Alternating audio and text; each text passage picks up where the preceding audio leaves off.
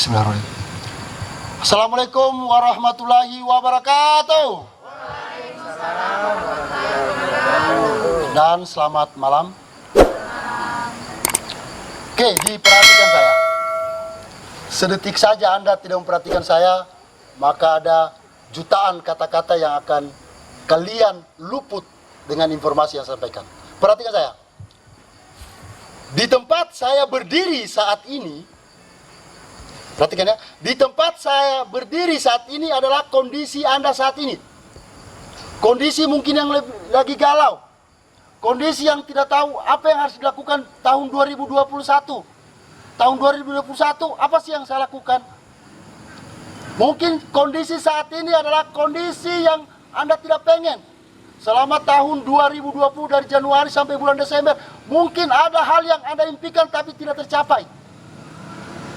Ada mungkin sesuatu yang pengen bahagia, tetapi kita tidak tahu caranya. Ini adalah kondisi Anda saat ini. Kondisi yang mungkin saat ini Anda lagi menyimak materi dari Kak Ade sampai mungkin materi saya, mungkin lagi bingung. Apa sih resolusi itu? Itu adalah kondisi Anda saat ini, tempat saya berdiri. Oke, sekarang saya akan pindah di sini. Itu adalah kondisi Anda tadi di sana. Kondisi yang lagi galau, kondisi yang mungkin lagi pusing. Nah, tempat saya berdiri saat ini adalah kondisi yang teman-teman inginkan. Kondisi yang Anda pengen. Kondisi yang selama ini harus saya bisa raih. Mungkin selama tahun 2020 ada impian-impian, tapi pengen. Ini adalah kondisi Anda saat ini. Nah, yang menjadi pertanyaan, dari kondisi Anda saat ini menuju kondisi yang Anda inginkan, terkadang ini yang kita tidak tahu. Yang terkadang kita tidak paham bagaimana cara melakukannya. Bagaimana tekniknya, apakah ada konsepnya. Nah, ini proses dari kondisi yang Anda saat ini, kondisi yang tidak diinginkan, menuju kondisi yang kita inginkan, itulah yang akan kita bahas selama sejam ke depannya. Setuju? Untuk mengetes fokusnya, ketika saya katakan setuju, bilang sepakat. Ketika saya katakan sepakat, bilang setuju. Sepakat? Setuju? Sepakat? Tepuk tangan buat Anda semua. Tak kenal maka tak sayang. Izinkanlah saya memperkenalkan diri. Dinda Nuryadi. Adek bisa di next minta tolong sedikit. Nah, mungkin sebagian sudah kenal saya. Mungkin sebagian juga belum kenal. Walaupun mungkin sudah kenal saya, tetap saya memperkenalkan diri. Karena nama adalah merupakan sebuah ungkapan dari orang tua kita yang diberikan kepada diri kita. Nama saya adalah Muhammad Ribon. Orang bilang, wow, panjang sekali gelarnya. Muhammad Ribon, SPDI, saya jelaskan sedikit karena ini nantinya akan ada ilmu-ilmu di dalam. CH, CHT, CT, CCS, CNNLP. Nah, dari beberapa gelar ini, sebelum itu saya biasa dipanggil Bang Ribon. Ada juga yang panggil Karbon, Kakak Ribon. Macam-macam lah diberi gelar. Saya sudah punya istri satu dan punya anak satu yang kuliah juga di UNTAD, Fakultas Geologi, baru masuk tahun ini. Inilah tempat tinggal saya karena korban gempa, makanya tinggal di gubuk seperti ini, di rumah hobbit yang besar yang dibuatkan oleh desa, khususnya saya tinggali. SPDI adalah merupakan gelar akademis yang saya raih di Universitas Muhammadiyah Palu. Kemudian CH adalah sertifikat hipnotis. Alhamdulillah 2009 saya diberi gelar sertifikat hipnotis, bisa menghipnotis orang. Kemudian CHT adalah lanjutan dari sertifikat hipnotis, sertifikat hipnoterapi. Mau diterapi kayak misalnya lagi galau bisa diterapi, lagi pusing bisa diterapi, lagi malas mandi, malas makan, malas kuliah, malas sekolah, malas berorganisasi, dan malas-malas yang lainnya. Insya Allah dengan hipnoterapi bisa ditangani. Nanti kalau mau mengundang saya disilahkan. Kemudian CT ini bukan cap tikus ya.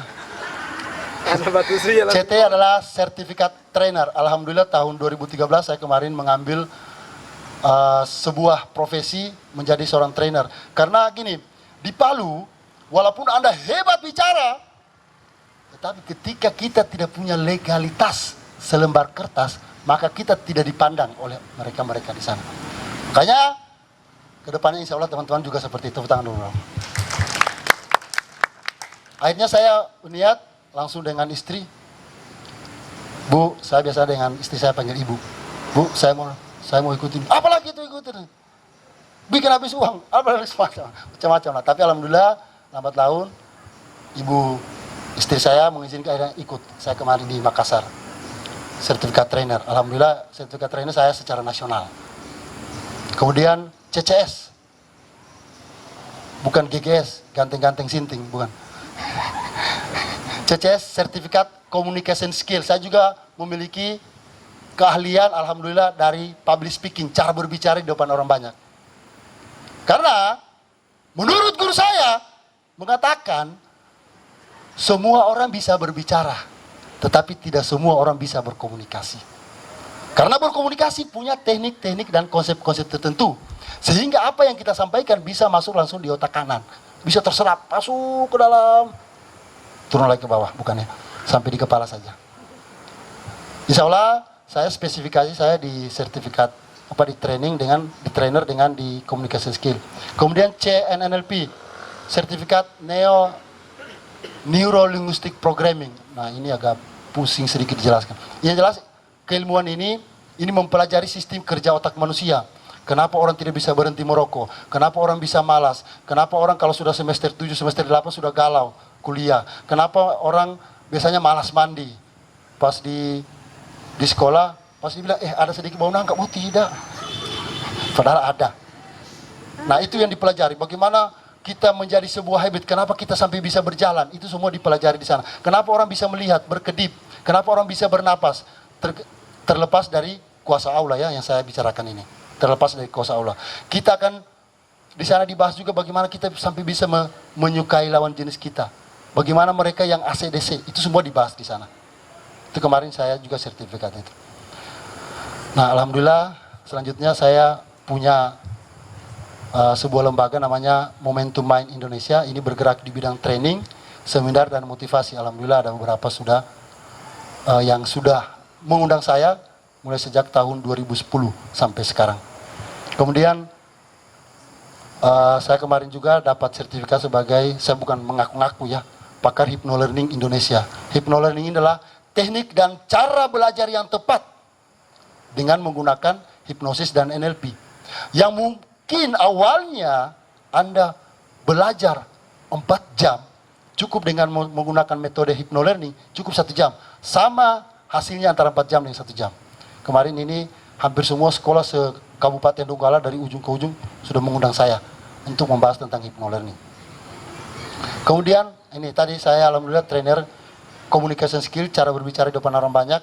Organisasi-organisasi alhamdulillah sampai saat ini sudah banyak juga mengundang untuk mengajarkan, men-share kepada teman-teman bagaimana cara berbicara di depan orang banyak.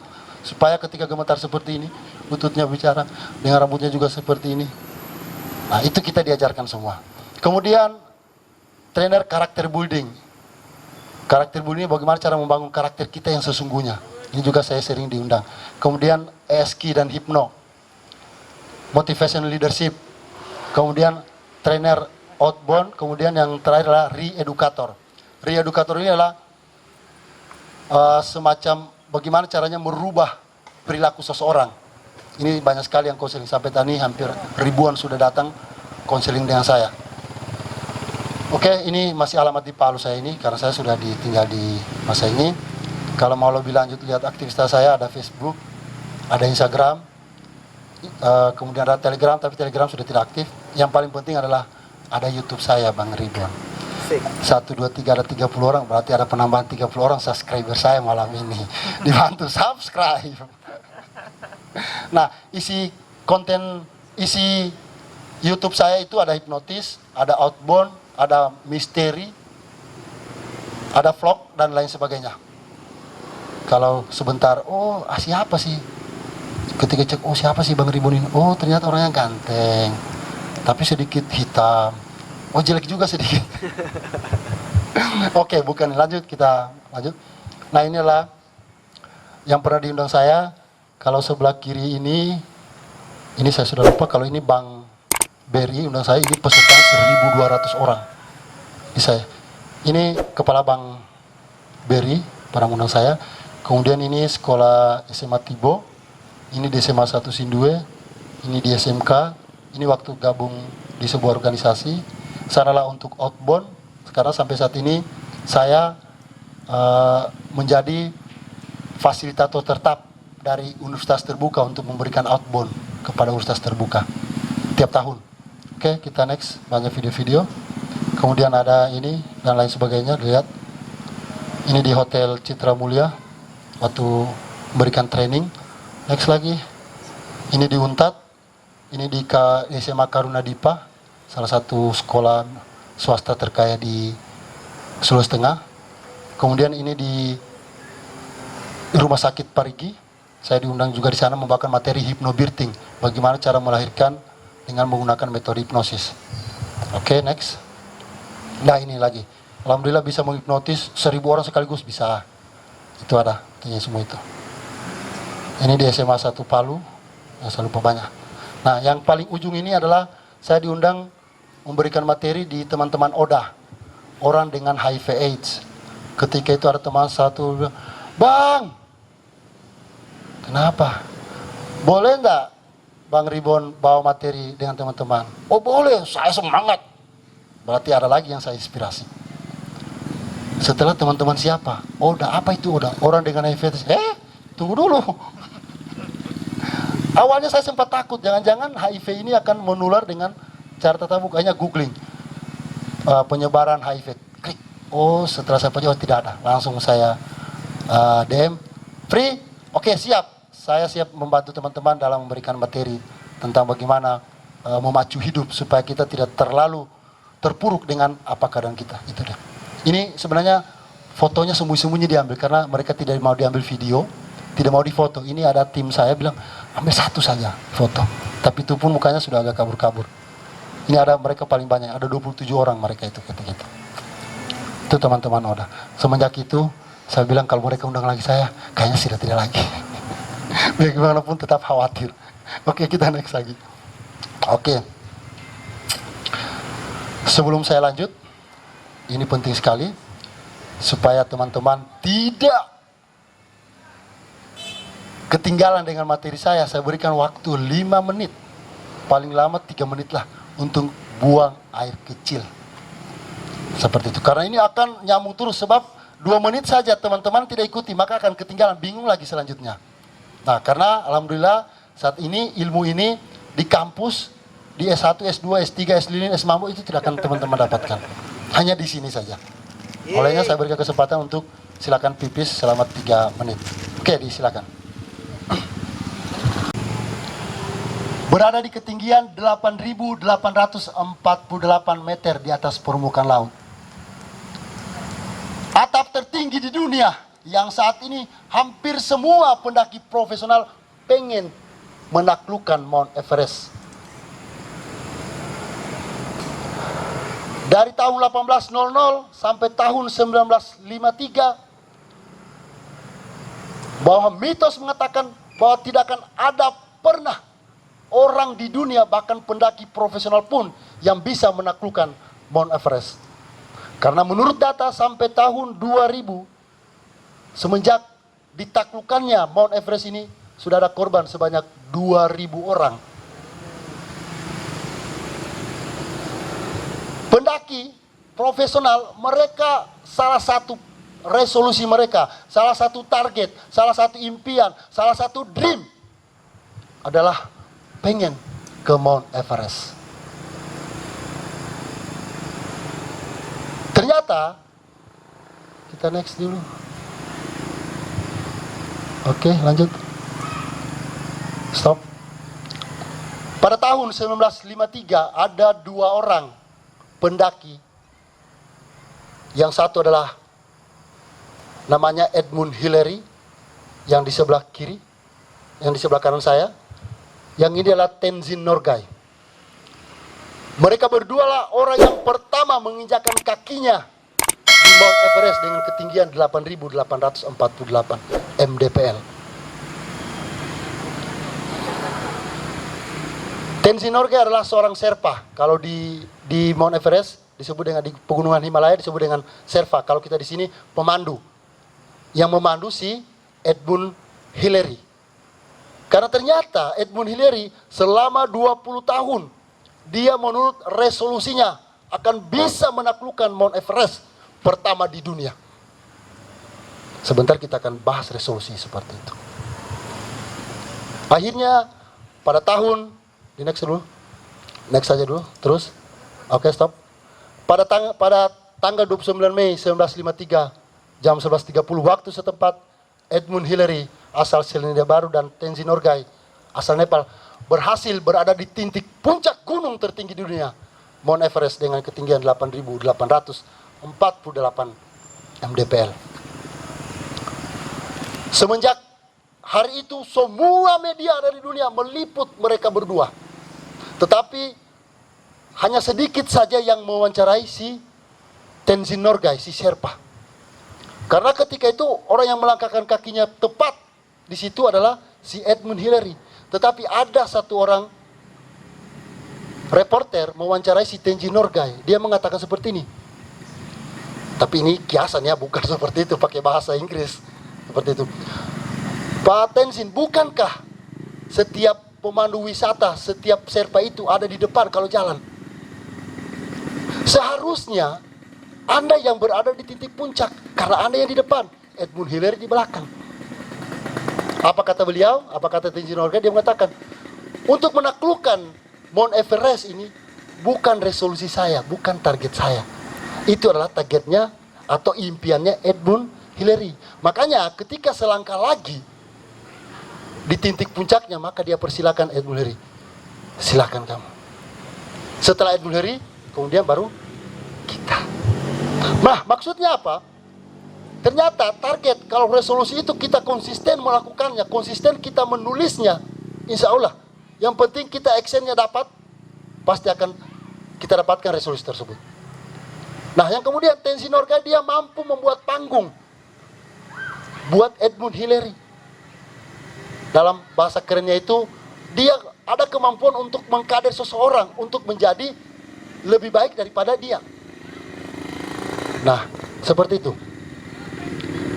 Kita next. Oke, stop.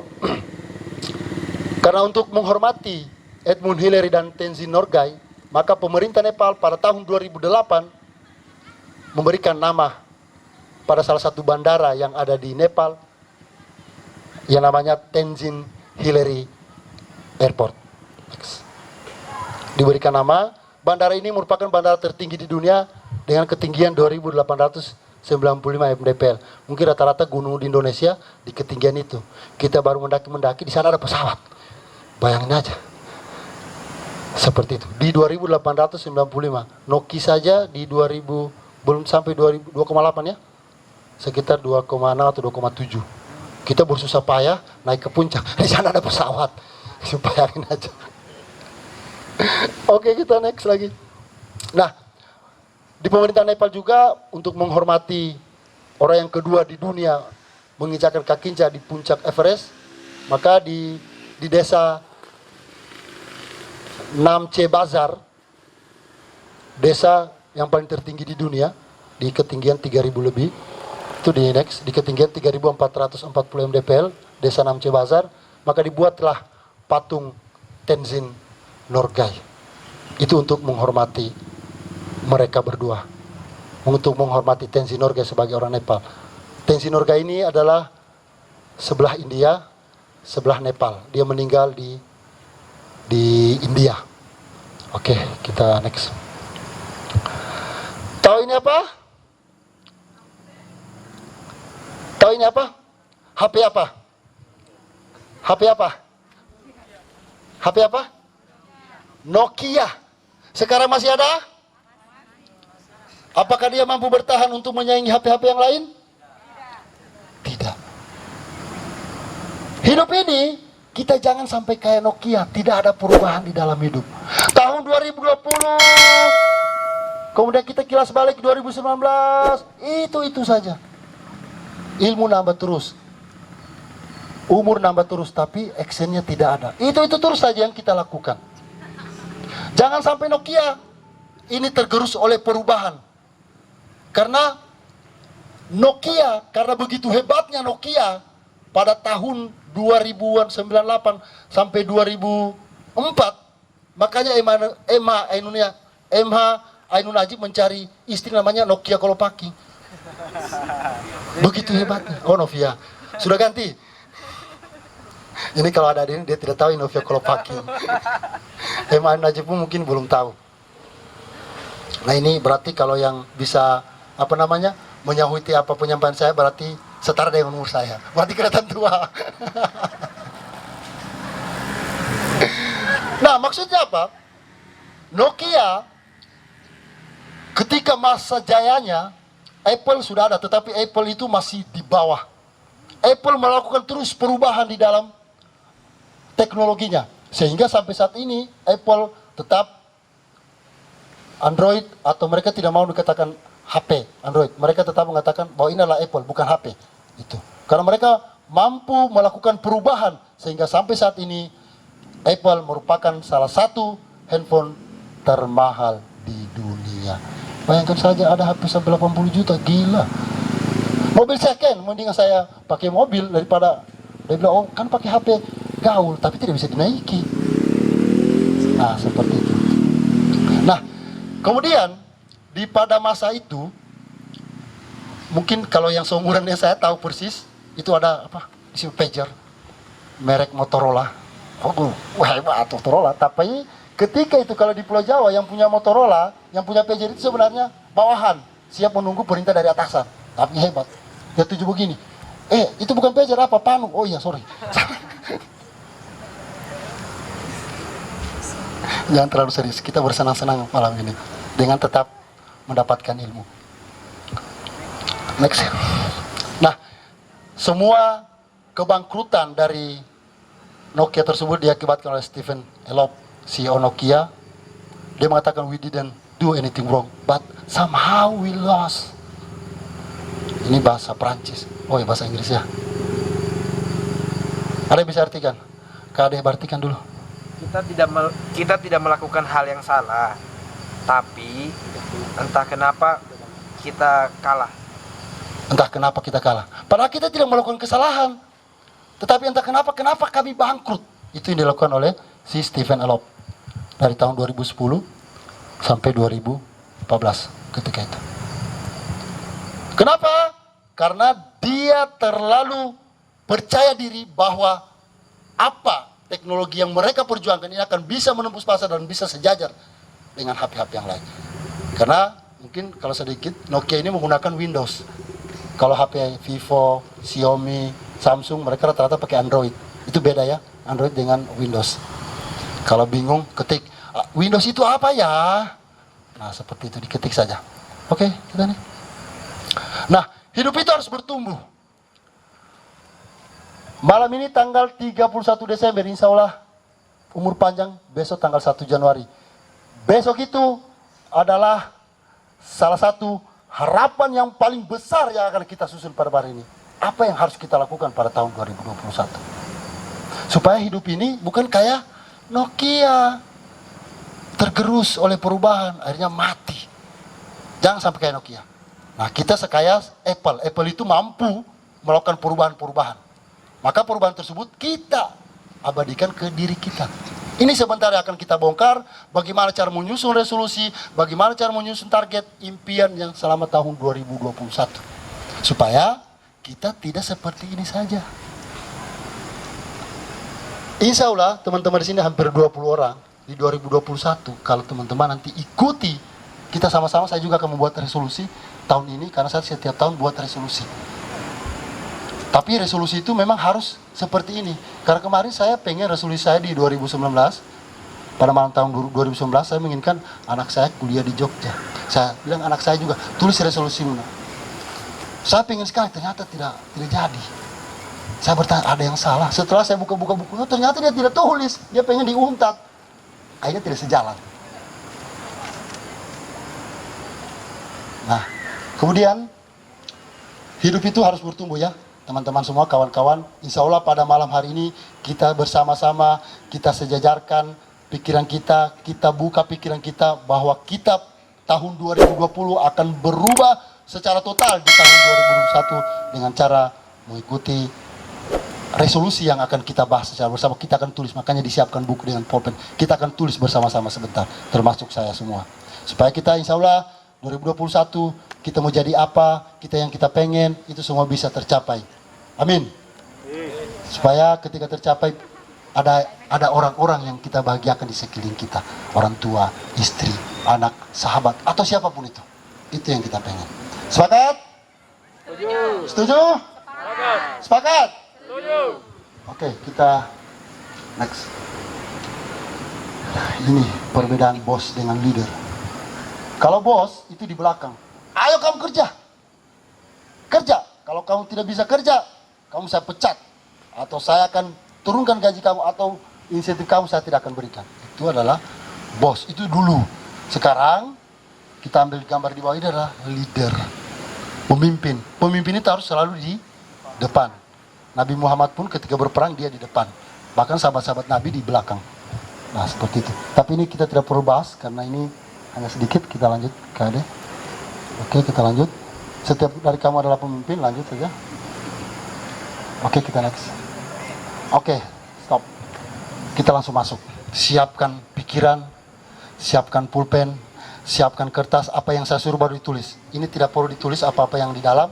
Kalau teman-teman mau copy, silakan. Kalau bawa flash disk, silakan di copy. Diulang lagi di rumah. Diulang di rumah. Nah, teknik menetapkan target atau resolusi atau impian kita atau yang kita pengen pada tahun 2021. Ini ada tekniknya. Tekniknya ini saya dapat dari guru saya, namanya Jamil Azaini. Dia punya buku yang namanya On, hanya judulnya On. Nanti akan di Google ada itu. Kemudian kita langsung next saja sampai 4 ya. 4 on. On yang pertama adalah passion, kedua adalah vision, next. Kemudian action, dan yang ketiga adalah collaboration. Sudah tahu semua? Sudah? Sudah bisa baca? Sudah tahu semua ini? Kalau sudah tahu, kita akhiri materi kita. Oke, kita lanjut. Apa sih passion itu? Apakah dia sejenis makanan ringan yang dijual di warung-warung? Banyak bertanya kepada saya, Bang, saya bingung bagaimana cara menemukan passion saya sebenarnya. Padahal saya pengen bermain bola, tapi saya sering bergaul dengan pemain Mobile Legends.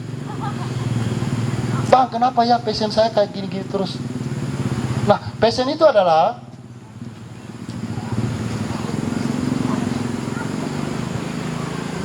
segala sesuatu ketika Anda kerjakan sangat menyenangkan. Ada yang kita lakukan, ada yang kita kerjakan, itu berasa bergairah, bersemangat kita melakukannya. Bahkan sampai lupa waktu. Itu adalah passion. Misalnya, passionnya dia suka ngegosip orang. Jangan luku vei, jadi mau bayar. Itu.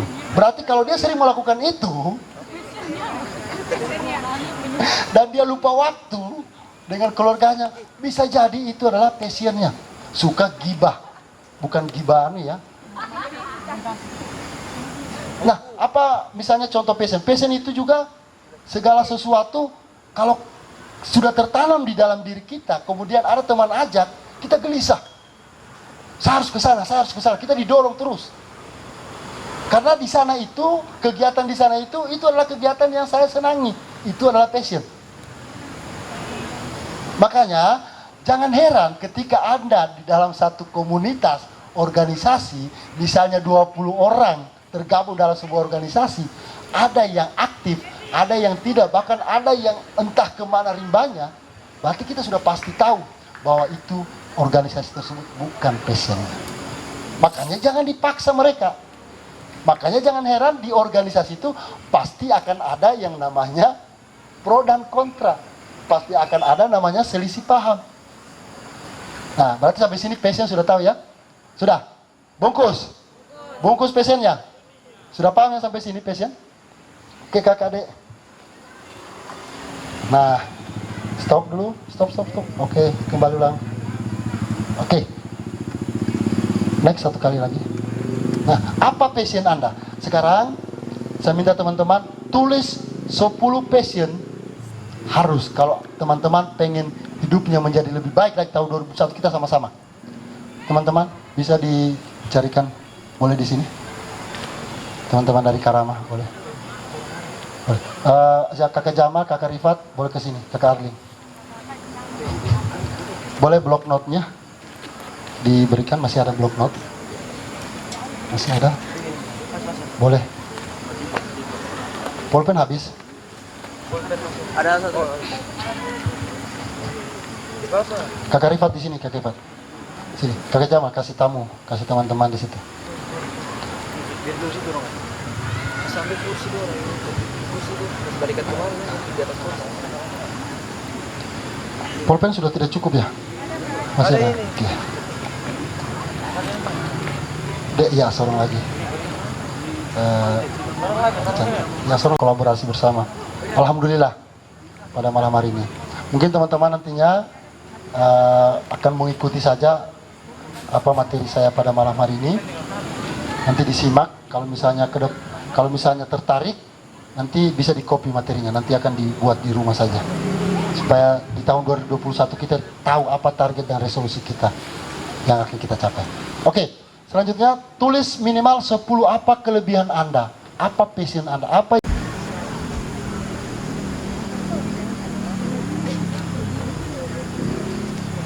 Nah, ini contoh buat saya. Ini adalah hal yang saya sukai.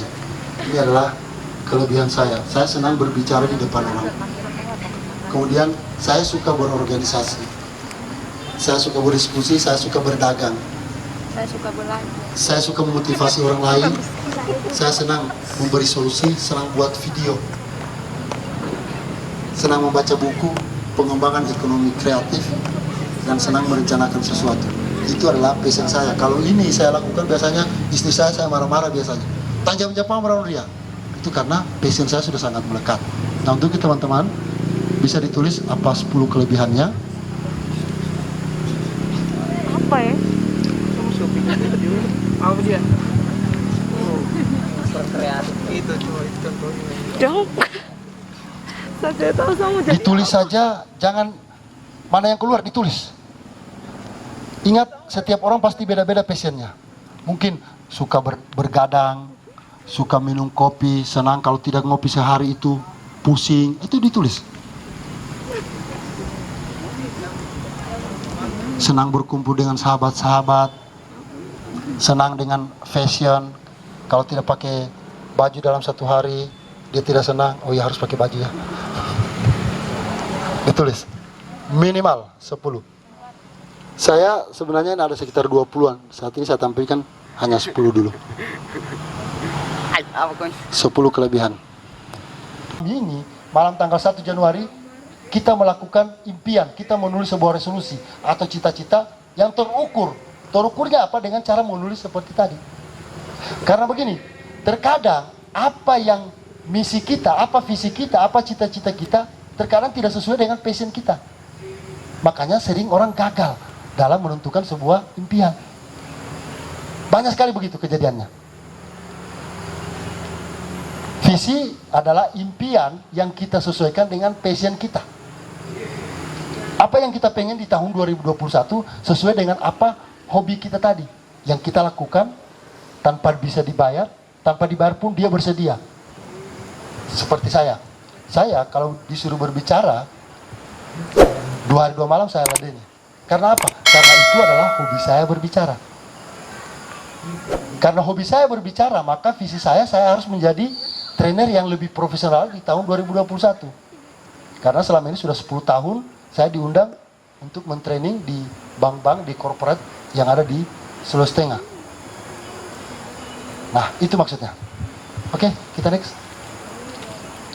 Tulis minimal 3 dream atau impian Anda di tahun minimal saya 3 tahun 2021 berdasarkan 10 kelebihan Anda tadi.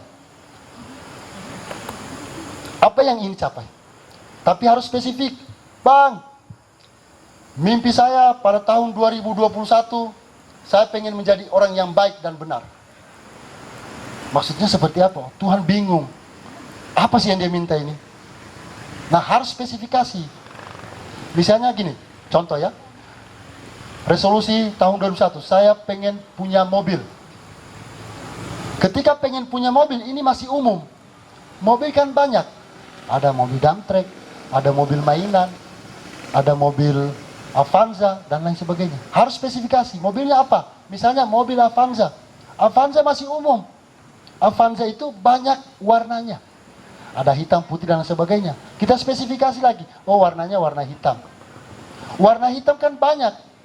Ada tipe-tipenya, tipe S, tipe G, dan tipe E. Itu yang spesifikasi maksudnya. 3 dream atau impian atau target yang akan kita capai pada tahun 2021. Kenapa ini penting? Karena hampir rata-rata kita, bahkan saya dulu, di umur teman-teman, saya baru dapat ilmu ini ketika umur sudah di 35 tahun. Dalam pikir saya menyesal betul, saya dulu tidak dapat ilmu seperti ini. Nanti di umur 35 tahun, baru mau nyusun seperti ini. Ternyata, apa yang saya lakukan selama 10 tahun lalu, itu sia-sia. Dengan mengikuti teknik ini, ternyata tercapai apa yang saya lakukan selama ini.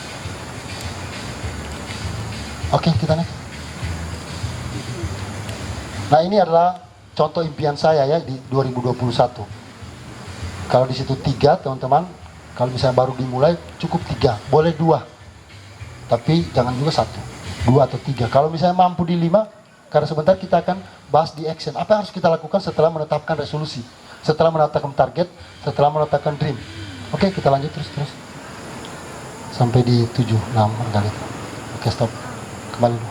Nah, ini adalah target saya di tahun 2021.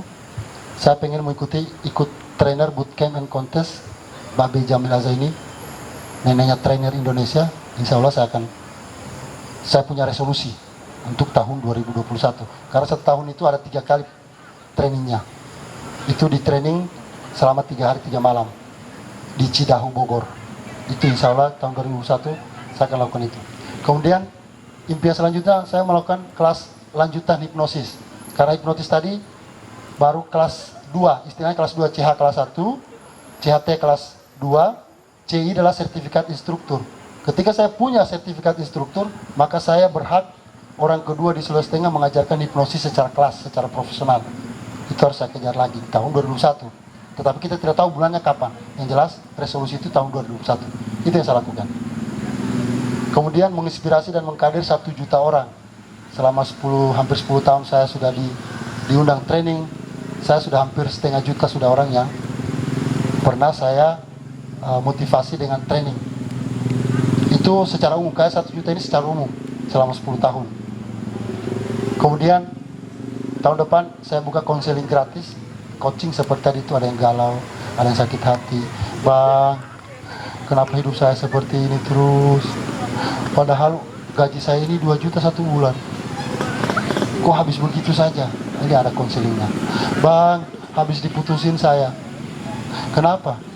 Dia bilang saya jelek. Pas saya lihat, emang jelek. Bang, kenapa lagi? Teman saya dia bully saya, kenapa? Dia bilang saya pendek. Kenyataan pendek, iya pendek. Kenapa harus marah? Kalau pendek ya pendek, tidak perlu marah karena memang nyata. Ketika kita dibilang pendek dan itu tidak nyata di diri kita, tidak perlu marah karena memang tidak benar adanya. Itulah salah satu konseling yang lucu-lucuan. Tapi mereka terima sih. Di tahun 2001 saya ingin membuka lagi training corporate secara profesional. Saya akan buka link lagi di Sulawesi. Insya Allah saya targetnya Sulawesi, bukan lagi Sulawesi Tengah. Sulawesi. Karena terakhir saya berbicara itu 2016 di Makassar dengan di Surabaya diundang. Setelah itu habis karena resolusi tidak jelas. Makanya malam ini kita sama-sama membangun resolusi. Dan insya Allah tahun ini saya menargetkan 100.000 subscriber di akun YouTube saya. Amin. Makanya di subscribe teman-teman. Insya Allah 100.000 subscriber supaya dapat silver play button. Dan insya Allah sudah menghasilkan. Itulah target saya. Nah pertanyaannya, apakah dari impian saya tersebut ada uang yang saya bilang di sana? Kenapa? Kalau dulu di tahun 2000-an ke atas itu mengatakan, Anda pengen kaya, Anda pengen miskin. Oh. Kalau Anda pengen kaya, harus Anda tulis resolusi Anda punya gaji 10 juta ke atas. Ketika terjadi stres, harus punya rumah, harus punya mobil. Ternyata dengan perkembangan teknologi pikiran sekarang, ternyata itu membuat orang stres. Makanya seperti ini dibuat. Ketika saya ikut trainer bootcamp and contest, berarti saya lebih pro lagi di bidang saya. Ketika saya lebih pro, otomatis diundang oleh corporate, oleh perusahaan atau dinas-dinas atau bank-bank. Ketika saya mengikuti atau diundang oleh mereka, otomatis saya dibayar dong. Iya, berarti rezeki itu pasti akan ngikut. Saya bilang, japa jangan aja, tapi susah KPA, japa aja melawan aja. Nah, itu yang harus kita bisa menjelaskan kepada orang tua kita. Sebenarnya bukan tidak ada apa-apanya, tetapi orang belum paham atau orang tua kita belum paham apa fungsinya kita berorganisasi. Itu sangat penting. Nah, next. Nah, kenapa kita harus buat visi? Kenapa kita harus buat dream? Kenapa kita harus buat target? Kenapa kita harus buat resolusi? Ketika kita punya resolusi tersebut, itu akan menjadi beban psikologi kita, bahwa saya sudah bacakan di depan teman-teman saya bahwa target saya harus tercapai di akhir 2021. Ketika Anda mengerjakan sesuatu yang tidak ada di resolusi Anda, di target Anda, jangan lakukan. Karena itu tidak ada dalam resolusi Anda. Makanya jangan heran ketika kita, tahun kemarin dengan tahun ini kok sama saja hidup saya. Kenapa? Karena kita tidak melakukan resolusi. Karena kita tidak membuat impian dan dream. Ada teman saya, dia kerja di bank. Dia direktur direktur pembiayaan. Bang, kenapa? Saya ingin berbisnis, saya ingin berbisnis.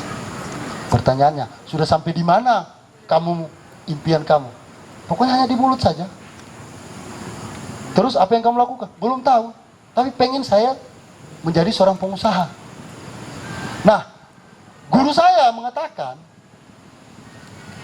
kalau ada impian atau cita-cita kita hanya di mulut saja, guru saya mengatakan bukan cita-cita, itu namanya hayalan. Setelah saya pikir-pikir, benar juga, karena selama ini ada sih yang terjadi, tapi prosesnya lama sekali. Yang pada akhirnya, ternyata resolusi secara terukur inilah jawabannya.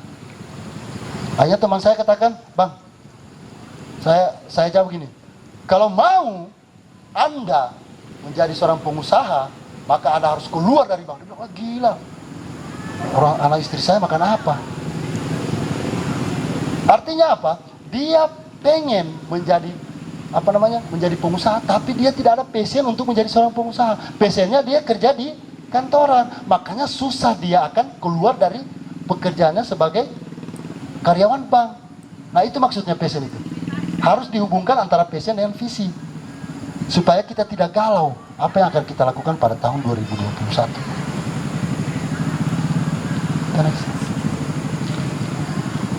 Nah, setelah Anda tadi tulis 3 dream, kira-kira tahun 2021 pilih apa profesi yang cocok untuk Anda? Profesi. Pengen jadi seorang pemimpin, entrepreneur, atau pengusaha, atau pengen menjadi seorang kepala desa, atau pengen jadi sekretaris desa, atau pengen jadi ibu rumah tangga, terserah. Atau pengen jadi bapak rumah tangga. Apa profesi yang Anda pengen di tahun 2021? Apakah pengen menjadi driver profesional? Apakah pengen menjadi seorang orang yang kasih uang tapi berbunga, rentenir? Terserah, itu adalah pilihan kita semua. Apa profesi yang Anda pengen, yang cocok untuk Anda? Kira-kira yang sesuai dengan passionnya, sesuai dengan hobi tadi itu, supaya ketika kita melakukannya, maka itu enteng karena kita senangi.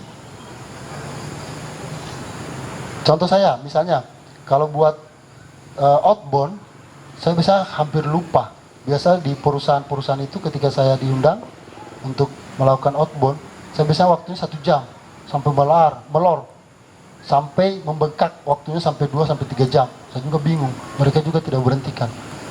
Nah, itu maksudnya, sehingga ketika passion itu kita lakukan, itu kita terasa nyaman, terasa senang, bergairah, bersemangat melakukannya. Terus, nah, ini yang penting. Di 2021 kita akan dikenal sebagai apa?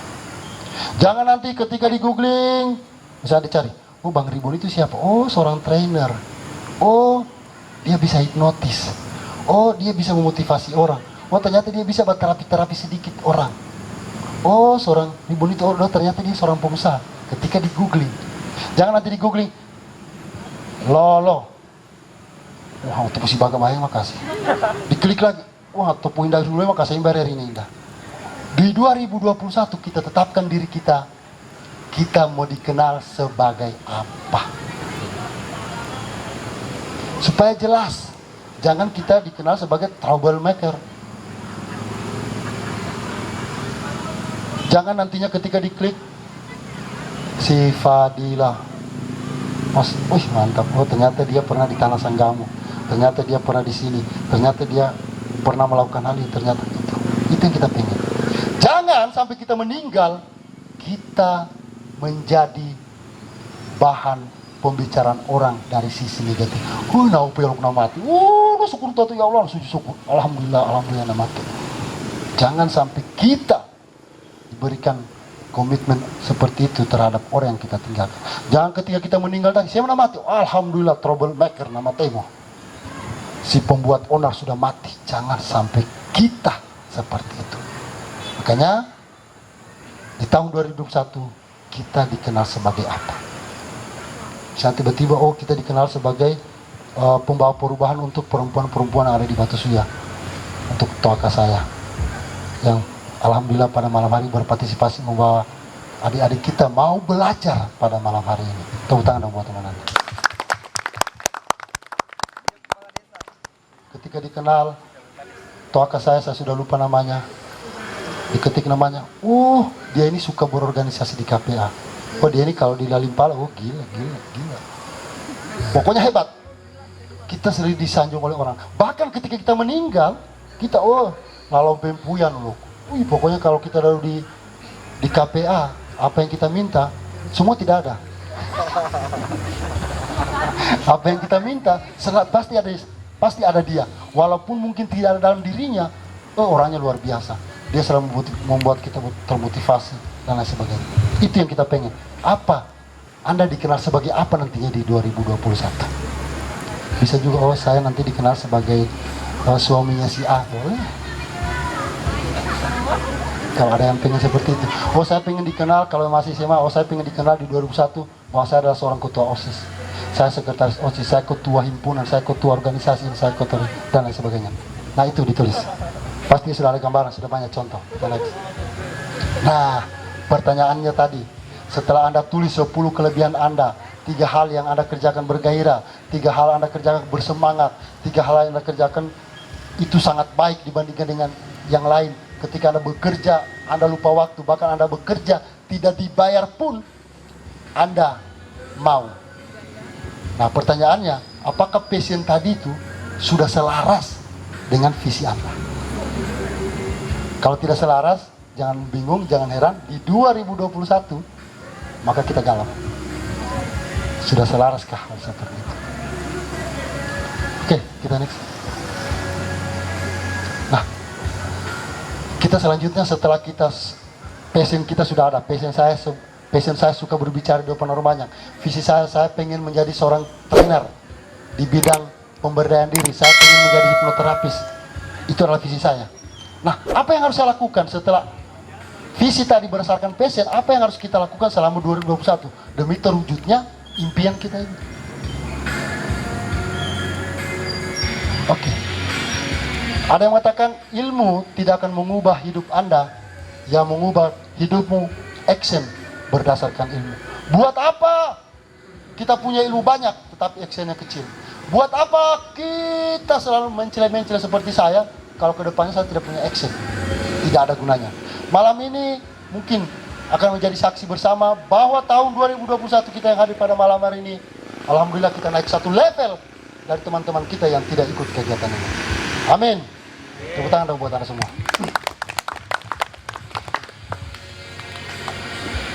Nah, saya pernah begini, saya cerita pribadi, ketika di awal-awal di tahun 2010-2011, saya sudah punya ilmu tentang mentraining orang, memberikan motivasi. Nah, bagaimana caranya saya mengasah kemampuan saya berbicara di depan orang banyak? Untuk menuju visi saya, untuk mewujudkan visi saya, maka action yang saya lakukan biasa begini. Saya tanya, bro, mengajar di mana? Oh, di SMA 1 Palu. Mau enggak saya kasih training gratis, seminar gratis? Pokoknya ilmu yang saya berikan ini sama manfaatnya, sama aplikasinya, berbayar dengan yang gratis, sama. Saya lakukan itu. Walaupun itu tidak dibayar. Tujuannya apa? Untuk mewujudkan visi saya tadi, impian saya tadi itu, dream saya tadi. Akhirnya saya ketika di SMA 1 Sindue, saya juga pernah menghubungi kepala sekolah. Di awal-awal tidak dibayar, tapi setelah mereka undang sudah berbayar. Nah, itu juga salah satunya. Kemarin Pak Arjat, Pak, boleh nggak saya mengisi materi seminar apa saja di situ, yang penting sekolah butuh kamu? Boleh. Yang menurut kurang bayar, tidak dibayar, Pak.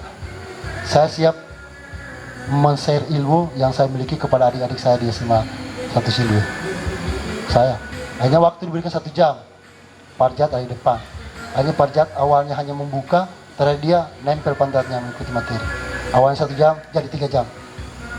Akhirnya setelah selesai, dia bilang, Ribon, bulan depan saya undang lagi. Tapi sudah berbayar, alhamdulillah. Itu semua manfaatnya. Itu maksudnya tadi. Karena passion kita, hobi saya berbicara, kemudian saya jadikan impian saya bahwa saya menjadi seorang pembicara profesional, kemudian saya lakukan aksi seperti, alhamdulillah, rezeki mengikut. Nah, itu. Kemudian kesuksesan bisa tercapai 97% karena action. Ya Allah, nggak buat ke video itu bisa karuve.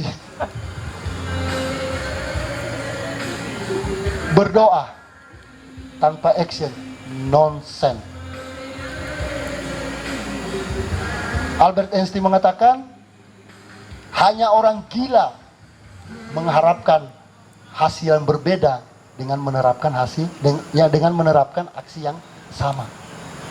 Tahun 2020 kita gagal meresolusi bahwa saya pengen menjadi seorang public speaker yang handal. Ketika dia gagal, dia ulangi lagi dengan konsep yang sama. Itu adalah orang gila menurut Albert Einstein. Berarti cara kita harus ubah lagi. Bagaimana? Apa? Kenapa? Why? Mengapa saya seperti ini? Kita kupas lagi. Oke, kita next.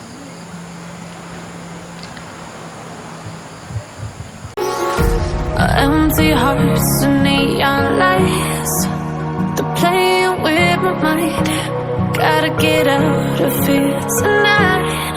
Oh, I want